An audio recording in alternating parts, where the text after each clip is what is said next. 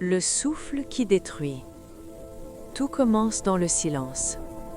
Une étincelle dans l'obscurité. Une braise qui luit au bord d'une respiration. La fumée s'élève, épaisse, séduisante, glisse sur les lèvres, descend dans la gorge, jusque dans des poumons conçus uniquement pour accueillir de l'air. À l'intérieur de la poitrine, des voies respiratoires délicates se ramifient comme une forêt vivante.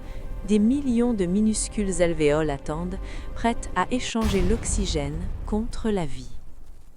Puis, la fumée arrive. Non pas comme de l'air, mais comme une invasion. Le goudron se dépose. Les cils, ces gardiens microscopiques, battent désespérément, ralentissent, puis s'arrêtent. Des résidus noirs recouvrent la muqueuse autrefois rose. L'oxygène se heurte à un brouillard toxique de substances chimiques. Le corps tousse, il avertit, il se défend, mais la fumée continue d'arriver. Encore et encore, toujours plus profondément, dans les fragiles sacs alvéolaires où l'oxygène rencontre le sang.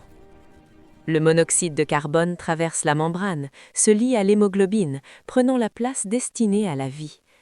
Le sang s'obscurcit, les cellules commencent à souffrir. Le fumeur ne ressent rien. Pas encore. Le temps passe. Le goudron s'épaissit, le tissu élastique se rigidifie. Les fibres se rompent et ne retrouvent jamais leur état initial. L'air reste piégé dans des chambres qui s'effondrent. La respiration devient lourde. L'inflammation se propage, les alvéoles éclatent, de petites poches fusionnent en cavités vides incapables de soutenir la vie. Et encore plus profondément, les substances chimiques modifient l'ADN. Une seule cellule change. Elle se divise, et se divise encore.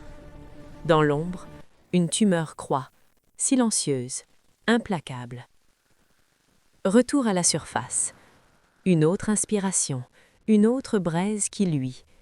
À l'intérieur, le poumon n'est plus une forêt. C'est une terre marquée par des cicatrices.